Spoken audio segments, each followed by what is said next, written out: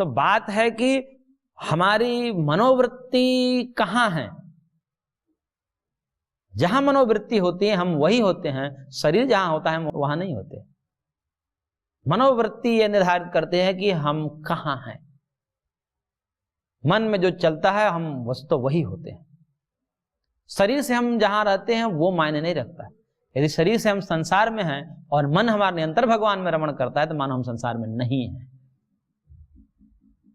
और मंदिर में हैं और मन में जो है संसार चल रहा है, तो मंदिर में रहना कोई महत्व का नहीं। शरीर से मंदिर में रहे लेकिन मन में चल रहा है काम की वृत्ति, क्रोध की वृत्ति, लोभ की वृत्ति चल रही है, तो मंदिर में रहना ना रहना कोई मायने नहीं रखता। इसलिए मनोवृत्ति ही मुख्य है और उस मनोवृत्ति को भगवान में लगा करके, और यदि शरीर का त्याग किया जाए तो पूर्व में बताया ही, यम यम वापिस स्मरण भावम त्यजन्ते कलेवरम इत्यादि श्लोकों में भगवान ने स्वयं बताया। मरने की कला बताई, कैसे मरा जाता है। यहाँ तो जिया नहीं जाता, भगवान मरने की भी विधि बता दी कि जीने की तो विधि बता ही रहे हैं, उसके साथ मरना कैसे है। जिसको जीने का पता नहीं उसको मरने का कहाँ से पता होगा। शास्त्र पढ़ेगा, शास्त्र और सत्संग करेगा, गुरु उपदेश सुनेगा, तब तो उसको जीने का पता होगा कैसे जीवन जिया जाता है। और जिसको जीवन ही जीने का ढंग नहीं है, मरने का ढंग कहाँ से होगा। कब मरना है, कैसे मरना है, मरने की विधि है। जब प्राण छूटे कैसा माहौल होना चाहिए, किस प्रकार से होनी चाहिए, वो सब है, शास्त्र ने बताया। वृत्ति कैसी होनी चाहिए, वो सब वर्णन है। तो इस प्रकार से कह रहे हैं भगवान की इस क्षणभंगुर शरीर को तुमने प्राप्त किया है जो कुछ क्षणों के लिए है, और इन कुछ क्षणों में बहुत सारे समय तो तुम भोग में निकाल दिए। अब जो भी थोड़ा सा बचा हुआ है, माम भजस्व, मेरा भजन करो। और इन्हीं थोड़ी समय का भजन जो है अनंत फलों को देने वाला है। वह अनंत फल परम सुख है, परम शांति है, मोक्ष है, जो सकल प्रकार के दुखों से निवृत्त करा देता है। और फिर अंतिम श्लोक भगवान कह रहे हैं इस अध्याय का, बहुत ही मशहूर श्लोक है, प्रसिद्ध श्लोक है। मन्मना भव मद्भक्तो मद्याजी माम नमस्कुरु मामे वैश्यसि युक्त्वैव ममात् एवं आत्मानं मत्परायणः मामे वैश्यसि युक्त्वैवं आत्मानं मत्परायणः। ऐसा है, करेंगे। इसलिए क्या करो, अब जो हो गया सो हो गया। जब अब तक मनोवृत्ति जो तुम्हारी जहां कहीं भी थी वो तो ठीक है, उसको सब मैं माफ कर दिया। अब से क्या हो जा, मन मना भव। मन मना का मतलब मई मना भव, मन मना भव, मेरे में मन लगाने वाला हो जाओ। अभी तक तो संसार में तुम्हारा मन था, अब मेरे मन वाला हो जाओ, मेरे में मन लगा दो।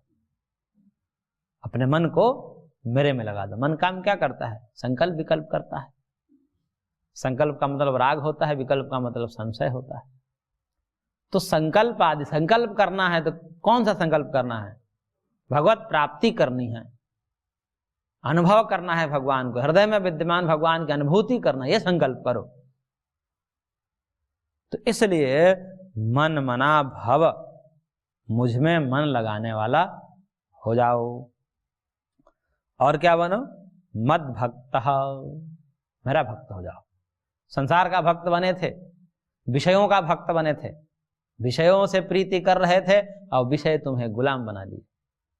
और विषय इतने गुलाम बना लिए कि विषयों का जो दास होता है वह उसका जीवन एकदम जर्जर हो जाता है। उसकी संकल्प शक्ति, उसकी इच्छा शक्ति सब खत्म हो जाती है। वह एकदम कमजोर हो जाता है। विषयों का जो काम आदि भाव से जो युक्त रहता है, विषयों का जो अधीन रहता है, वह व्यक्ति अत्यंत कमजोर होता है, दुर्बल हो जाता है। विषय उसे नचाते हैं और फिर वो नाचता रहता है। जैसे विषय नचाएंगे वैसे वो नाचता रहता है। इसलिए भगवान कह रहे हैं कि जगत से प्रीति करोगे तो जगत तुम्हें नचाएगा, जगत तुम्हें नचाएगा। पैसे से प्रीति करते हैं तो पैसा नचाता है, पैसा नचाता है। कभी तो लगा कि इसमें पैसा है, वहां जाते हैं, वो काम करना शुरू करते, फिर नहीं यहाँ नहीं है, फिर कुछ दूसरे जगह जाते हैं, फिर वहां भी नहीं मिलता है, फिर तीसरे जगह नाचते रहते हैं, पूरा जीवन नाचने में चला जाता है। तो जगत के वस्तुओं से यदि प्रीति करेंगे तो हमें नाचना पड़ेगा और वस्तु मिलती नहीं है, यह भी बात है। वो वस्तु दूर भागती है, जिससे हम प्रीति करते हैं वो हमसे वस्तुएं, लौकिक वस्तुएं दूर भागती चली जाती है। इसलिए भक्त ही बनना है तो मेरा भक्त बनो, मद भक्त, मेरे से प्रीति करो। मेरे से प्रीति करोगे तो मैं समस्त दुखों को मिटा दूंगा। जगत से प्रीति करोगे तो नाना प्रकार के दुख दे देंगे। जगत के लोग, जगत के वस्तुएं नाना प्रकार के दुख दे देंगी। दुख हरण नहीं करती, दुख को और बढ़ा देती है। इसलिए भक्ति किसकी करो? मेरी करो। भक्त होना है तो मेरा भक्त बनो, मद भक्त। और मद्याजी, मेरा ही यजन करो, पूजन करो। यदि पूजन ही करना है तो मेरा पूजन करो। कहने का तात्पर्य यहां पर गुण है। इसका मतलब ये नहीं है कि यहां पर भगवान कह रहे हैं कि बाकी किसी की पूजा मत करो, बाकी किसी को सत्कार मत करो, ऐसा नहीं है। पूजन का तात्पर्य देखिए, एकमात्र भगवान ही पूज्य होता है। ये तो अकाट्य सत्य है। शास्त्र के जो अंतिम सत्य हैं उन सत्यों में से एक सत्य ये है कि एकमात्र भगवान ही पूजनीय है। एकमात्र हम भगवान को ही दंडवत करें, एकमात्र हम भगवान को ही प्रणाम करें, और किसी को हम जो है यजन पूजन न करें। लेकिन यहाँ पर तो माता की भी पूजा करते हैं, पिता की भी पूजा करते हैं, आचार्य की भी पूजा करते हैं, अतिथि की भी पूजा करते हैं। मातृदेवो भव, पितृदेवो भव, अतिथि देवो भव, आचार्य देवो भव, यह सबकी पूजन करते हैं। लेकिन भगवान कह रहे हैं कि मेरा ही पूजन करो। कहने का तात्पर्य है कि जो भी पूजा पद्धतियां यहाँ पर बनाई गई हैं, चाहे माता की, पिता की, आचार्य की, गुरु की, उसको भगवान के रूप में देखा जा रहा है। तभी पूजन हो सकता है, अन्यथा पूजन नहीं हो सकता। और जहां भी पूजन हो रहा है, इसका मतलब वहां दृष्टि क्या है? भगवत दृष्टि है। इसलिए जो पूजन कर रहा है, जो प्रणाम कर रहा है, तो उसको यह भाव होना चाहिए कि यह प्रणाम किसको किया जा रहा है। वह किसी व्यक्ति की पूजा नहीं कर रहा है, अपितु उनके हृदय में विद्यमान परमात्मा की पूजा हो रही है। वो नित्य चैतन्य स्वरूप आत्मा है, उन्हीं की पूजा कर रहे हैं।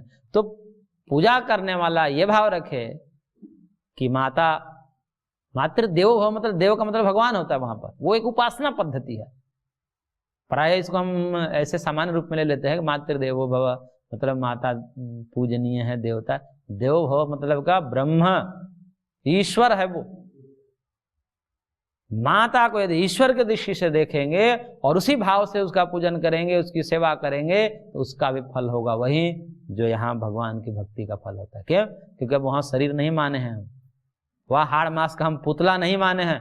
हाड़ मास का पुतला होते हुए भी हमने भावना की है, ब्रह्म की भावना की है कि ये माता मेरी माता नहीं है, साक्षात भगवान है।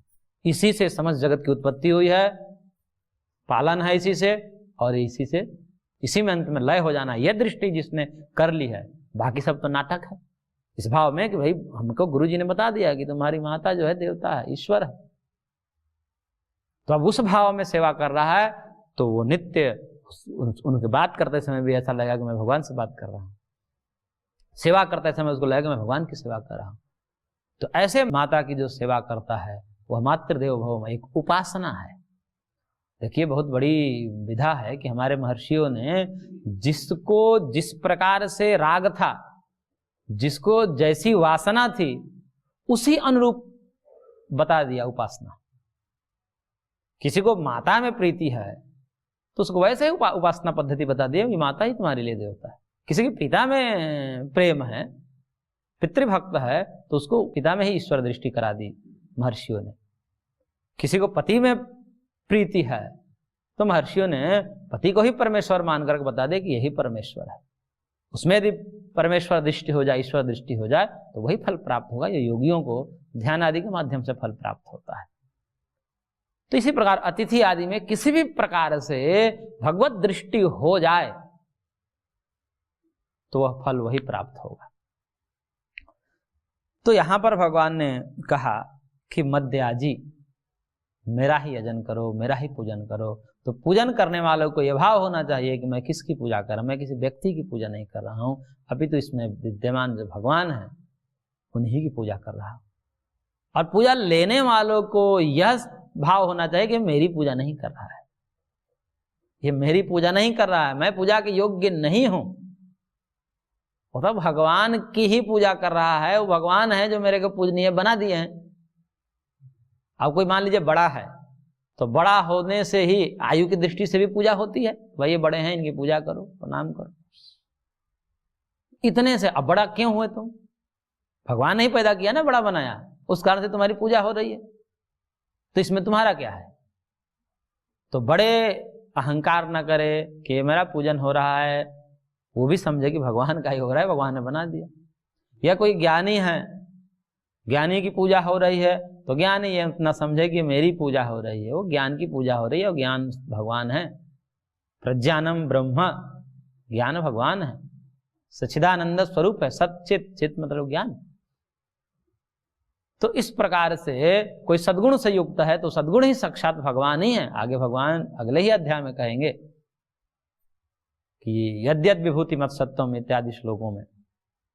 तो जहां भी कुछ सद्गुण है, जहां भी कुछ अच्छाइयां हैं, जहां भी कोई श्रेष्ठता है, वो सब परमात्मा है, और किसी भी श्रेष्ठता के कारण किसी की पूजा हो रही है तो वो ये नहीं समझना चाहिए कि ये मेरी व्यक्तिगत पूजा है, तो भगवान की ही पूजा है। भगवान ने ऐसे हमको बना दिया, इसलिए कोई अहंकार नहीं होना चाहिए, नहीं तो ये सब भ्रष्टता के चिन्ह हैं, भ्रष्टता के कारण हैं। पूजन में ये सब मीठा जहर है, यजन पूजन आदि करवाना। इसलिए आगे भगवान कहेंगे अतिमानिता आदि प्रसंगों में 16वें अध्याय में। तो मद्याजी और माम नमस्कुरु, मेरे को ही नमस्कार करो, मेरे को ही नमस्कार करो, मतलब जहां भी नमस्कार करो वहां मेरे को ही देखो। जहां भी हम नमस्कार करते हैं, प्रणाम करते हैं, तो प्रणाम करते हुए भी मेरी भावना रखो। हम किसी माता पिता, बड़े बुजुर्ग, आचार्य, अतिथि इत्यादि को नमस्कार करते हैं, प्रणाम करते हैं, किसी देवी देवता को प्रणाम करते हैं, तो समस्त जगहों पर हमें भावना यही होना चाहिए, भगवान को मैं कर रहा हूं, क्योंकि एकमात्र भगवान ही प्रणम्य है, वही प्रणाम के योग्य हैं। तो माम नमस्कुरु, ऐसा करोगे तो क्या हो गया? सर्वत्र भगवत भाव हो गया, और जब सर्वत्र भगवत भाव हो जाएगा तो इसका फल क्या होगा? तो भगवान कह रहे हैं माम एव एष्यसि, माम एव एष्यसि आगमिष्यसि, मेरे को ही तुम प्राप्त होवोगे। ऐसा करोगे, इस भावना से ओतप्रोत होवोगे, तो तुम किसको प्राप्त होगे?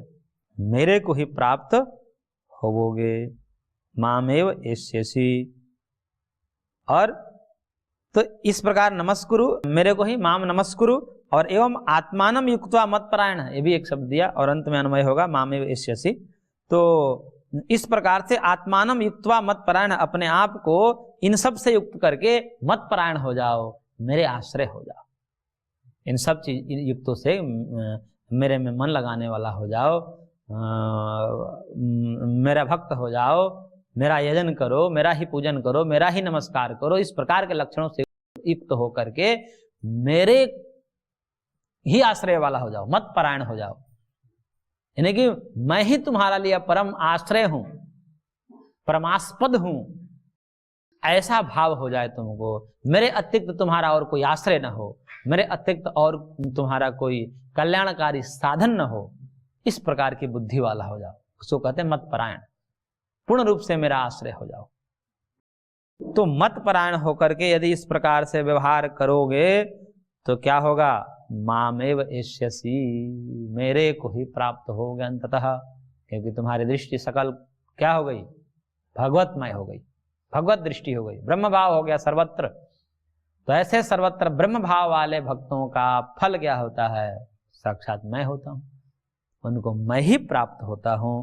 तो इस प्रकार से बहुत बढ़िया श्लोक अंत में दिया भगवान ने, मन्मना भव मद्भक्तो मद्याजी माम नमस्कुरु मामे वैश्यसि युक्त्वैवं आत्मानं मत्परायणः। ओम तत्सदिति श्रीमद्भगवद्गीतासु उपनिषत्सु ब्रह्म विद्यायां योग शास्त्रे श्रीकृष्णार्जुन संवादे हराज विद्याराज गुह्य योगो नाम नवमोऽध्यायः। यहाँ पर नवाध्याय पूरा होता है। अब आगे 10वां अध्याय प्रारंभ होता है, जिसको विभूति योग कहते हैं। विभूति योग का यहां से प्रारंभ होता है, क्योंकि पिछले 9वें अध्याय में भगवान ने पूरा भक्त के लक्षण बताए और कहा क्योंकि उसे भी पूर्व भगवान ने ज्ञानी को बताया, इसी 9वें अध्याय में ही ज्ञानी को बताया और भक्त को ही बताया किस किस प्रकार से ज्ञानी उपासना करते हैं, किस किस प्रकार से भक्त उपासना करते हैं। ज्ञानी में भी तो कोई एक अद्वैत मान कर को कि आत्मा को ही परमात्मा मान करके आत्मैव सर्वम ब्रह्मैव सर्वम सर्वम खलुदम ब्रह्म अहम ब्रह्मास्मि इत्यादि भावना से ओतप्रोत होकर के वह उपासना करते हैं, वो भी एक प्रकार के ज्ञानी हैं। और दूसरे जो है वैश्वानर विश्वरूप भगवान की उपासना करते हैं, उसमें से किसी एक की उपासना सूर्य आदि की उपासना करते हैं। और एक भक्त होते हैं, तो भक्तों के लिए क्या दृष्टि होनी चाहिए वो संपूर्ण दृष्टि बताई। वह और किस किस प्रकार से अपने भक्ति को पुष्ट करें, वह भक्त अपने भक्ति भाव को और किस किस तरह से पुष्ट करे, कैसे आलम्बन लेकर के अपने भक्ति को आगे बढ़ाए और भगवान से जुड़ पाए, इसके लिए विभूति योग नामक 10वां अध्याय है, जिसमें भगवान के वचन से ही प्रारंभ होता है। श्री भगवान उवाच भूय एव महाबाहो शृणु मे परमं वचः यत्तेऽहं प्रीयमाणाय वक्ष्यामि हितकाम्यया। भगवान कह रहे हैं कि हे महाबाहो, हे अर्जुन, भूय एव मे परमं वचः शृणु, अब और भी अधिक सुनो मेरे से कुछ बात और है। परमं वचः शृणु, और भी श्रेष्ठ बात मैं तुम्हारे सामने बताने जा रहा हूं, क्योंकि सारी गोपनीयता अब तुम्हारे सामने मैं खोल दूंगा। क्यों? यत अहम ते प्रियमाणाय, क्योंकि मैं तुझ पर अतिशय प्रेम रखने वाला हूं। उस अतिशय प्रीति के कारण मैं तुमको और कुछ बताने जा रहा हूं, उसको ध्यान से सुनो। और किस लिए सुनो, मैं किस लिए कर रहा हूं ऐसा, तो कह रहे हैं कि वक्ष्यामि हित कामया, तुम्हारे हित के लिए मैं कर रहा हूं। मैं कहूंगा जो भी वो तुम्हारे हित के लिए कहूंगा, जिससे तुम्हारा हित हो, तुम्हारा कल्याण हो। उस कल्याण की भावना से ही मैं जो कुछ भी कहूंगा।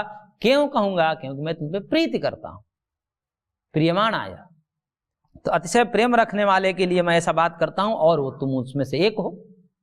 अतिशय प्रीति करने वाले लोगों के लिए मैं ऐसी बातें करता हूं, अन्यथा मैं इस प्रकार की बातें नहीं करता हूं।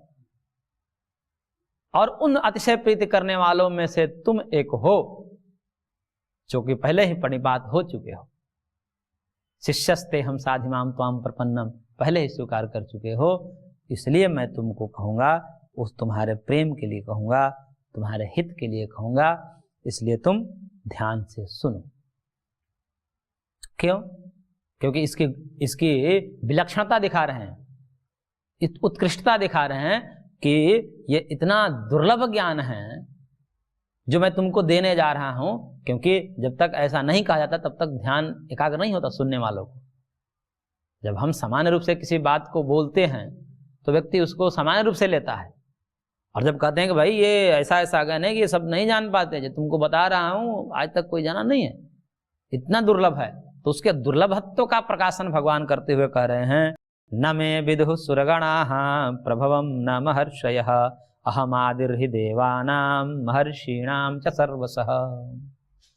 कह रहे हैं भगवान कि देखो, मैं प्रभवम न सुरगणाः न महर्षयः विदुः, मेरा ये प्रभव है। प्रभव के दो अर्थ करते हैं आचार्य। प्रभव का अर्थात मेरा जो प्रभुत्व है, ये जो मेरा प्रभु धर्म प्रभुत्व है, इसको कौन नहीं जानते? सुरगणाः, देवता लोग भी नहीं जानते, न महर्षयः, महर्षि लोग भी नहीं जानते मेरे प्रभुत्व को।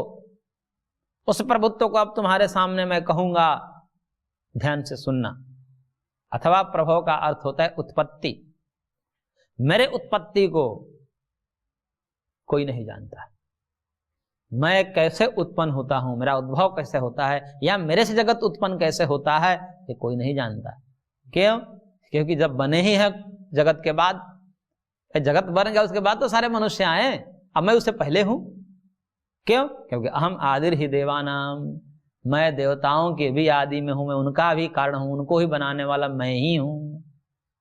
जब उनको मैं बनाने वाला हूं तो वो मेरे को कैसे जान पाएंगे? जैसे बेटा बाप को कैसे जान पाएगा? क्योंकि बाप तो बेटा से पहले है, वो जो देखा है, वो जो जाना है, वो पुत्र कैसे जान सकता है? पुत्र नहीं जान सकता, क्योंकि वो तो बाद में आया है। तो ऐसे ही ये देवता महर्षि आदि कब आए हैं? ये बाद में आए हैं। इनको ही उत्पन्न करने वाला भगवान ही है। हम आदिर ही देवानाम महर्षि नाम च सर्वसः, इन देवताओं और महर्षियों को भी मैंने ही उत्पन्न किया हूं, उनका भी कारण मैं ही हूं, इसलिए ये लोग मेरे को नहीं जान पाते। ये लोग मेरे को नहीं जान पाते। मेरा प्रभुत्व, मेरा योग, मेरा ऐश्वर्य, मेरी विभूतियां ये लोग नहीं जान पाते, क्योंकि बाद में उत्पन्न हुए। मेरा कितना प्रभुत्व है, मेरा कितना प्रभाव है, मेरा कितना ऐश्वर्य है, ये लोग नहीं जान पाते।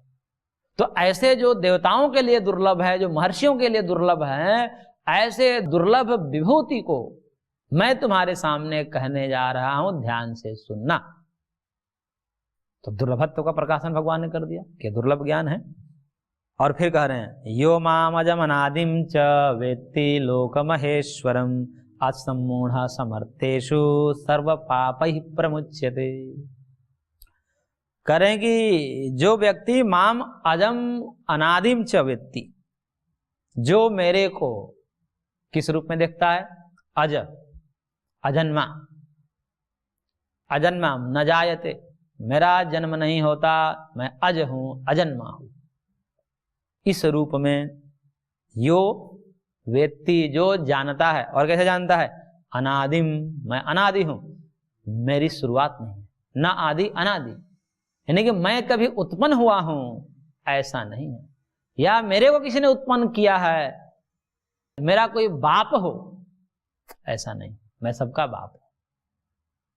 क्योंकि पीछे भी कह दिया भगवान ने, पिता हमसे जगतो माता धाता पितामह, मैं ही पिता हूं, मैं ही पितामह हूं, मैं ही माता हूं, सब कुछ मैं ही हूं। मेरा ना कोई पिता है, मेरा ना कोई माता है, ना मेरा कोई पितामह है, मैं सबका माता हूं, ना मैं सबका पिता हूं, इसलिए मैं अनादि हूं। मेरी कहीं शुरुआत है, मैं कहीं उत्पन्न हुआ हूं ऐसा नहीं हूं। इसलिए भगवान को स्वयंभू कहते हैं, और स्वयंभू है। वेदों ने उसको स्वयंभू कहा कि सब प्रयागात शुक्रम अकायम वर्णम अश्नाविरम शुद्धम अपाप विद्धम कबीर मनीषी परिभु स्वयंभू, स्वयंभू कहा भगवान को। तो स्वयमेव भवती इति स्वयंभू, जो स्वयं से हुआ है, कोई उत्पन्न नहीं किया उसको, सदा से ऐसे ही है। ऐसे परमात्मा स्वयंभू है, उनका कोई पिता नहीं है, उनका कोई माता नहीं है, इसलिए वो अनादि है। तो जो मुझको अज और अनादि के रूप में देखता है, और यही नहीं, लोक महेश्वरम, समस्त लोकों के महेश्वर के रूप में मेरे को देखता है, यानी कि समस्त लोकों को मैं लोकों का स्वामी हूं, महान ईश्वर हूं, महेश्वर हूं। तो सब लोकों पर जितने भी लोक लोकांतर हैं, त्रिलोक का स्वामी हूं मैं। इस रूप में जो कोई मेरे को देखता है, यो व्यक्ति स, वह मनुष्य कैसा है? तो भगवान करे मर्तेषु असम्मूढ़, मर्तेषु मतलब मनुष्येषु, क्योंकि मरने वाले हैं इसलिए मर्तेषु कहा, यानी कि ऐसे मर्तेषु यानी कि मनुष्येषु, मनुष्यों में वह कैसा है? असम्मूढ़, यानी कि वो मोह वाला नहीं है। इस प्रकार से यदि मेरे को जान रहा है, इसका मतलब उसको मोह नहीं है, सच्चा ज्ञान है। असम्मूढ़ का मतलब वास्तव में उसको सच्चा ज्ञान हो। इस रूप में मेरे को जान रहा है तो उसको सच्चा ज्ञान है। और इस प्रकार के यदि ज्ञान रखने वाला है और इसी भाव से मेरा भजन करता है, तो भगवान कहते हैं सर्व पाप ही प्रमुच्यते, उसके सारे पाप छूट जाते हैं। वो किसी पाप से लिप्त नहीं होता, चाहे जाने में किया हो पाप अथवा अनजाने में किया हो पाप। इस भाव से यदि मेरा भजन कर रहा है तो सारे पापों से वो मुक्त हो जाता है। सर्व पाप ही प्रमुच्यते, कितनी बड़ी बात कह रहे हैं भगवान। और यही नहीं, सबका मूल मैं ही हूं, क्योंकि कह दिया ना हम आदिर ही देवानाम महर्षिणाम च सर्वसः। तो उन देवताओं महर्षि में कौन कौन से धर्म होते हैं? वो सारे धर्म कह रहे हैं कि भगवान मेरे से ही निकले हैं, उसलिए दिखा रहे हैं बुद्धिर्ज्ञानम सम्मोह क्षमा सत्यम दमः क्षमः सुखम दुखम भवो भावो भयम चा भयमेव च अहिंसा समता तुष्टिस्तपोदानम यशो यशः भवन्ति भावा भूतानां मत्तः एव पृथक विधाः। करेंगे देखिए, ये जो बुद्धि है, सबके अंदर जो बुद्धि है ना, जो निश्चय करने वाली है, अध्यवसायु बुद्धि जिसे कहा जाता है, निश्चयात्मिका बुद्धि होती है। जो ये ज्ञान है, आत्मज्ञान, स्वरूप ज्ञान, चैतन्य स्वरूप, ये जो ज्ञान है, ये हो असमोह, असमूढ़ता, यानी कि कोई मूढ़ता से रहित हो, किसी प्रकार का कोई अज्ञान न हो, ऐसे ज्ञानवान हो, जिसमें क्षमा हो, यानी कि दोष होने पर भी, किसी के द्वारा अपमानित होने पर भी, किसी के द्वारा कष्ट देने पर भी जो माफ कर देता है, ऐसे स्वभाव को क्षमा कहते हैं। और सत्य, सत्य मतलब यथार्थ अनुभव करना, यथार्थ जैसा देखा है वैसा ही कहना, जैसे जाना है, जैसा सुना है वैसा ही बोलना, ये सत्य है।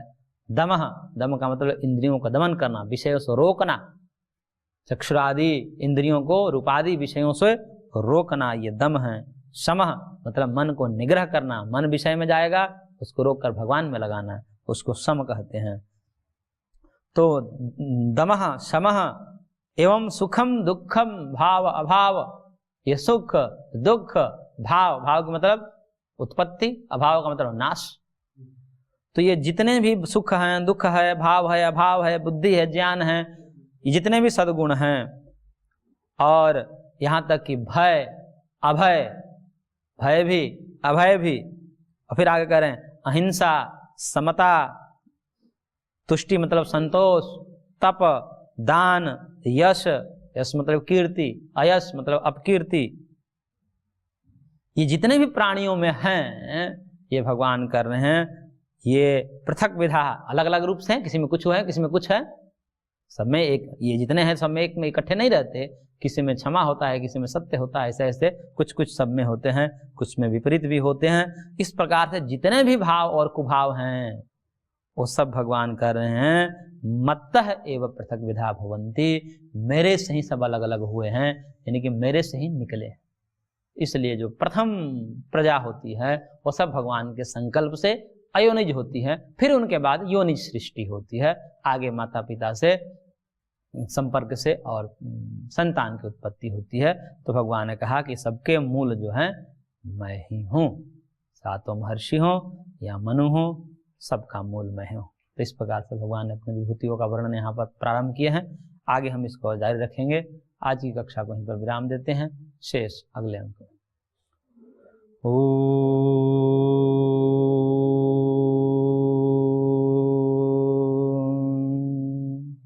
शांति शांति शांति।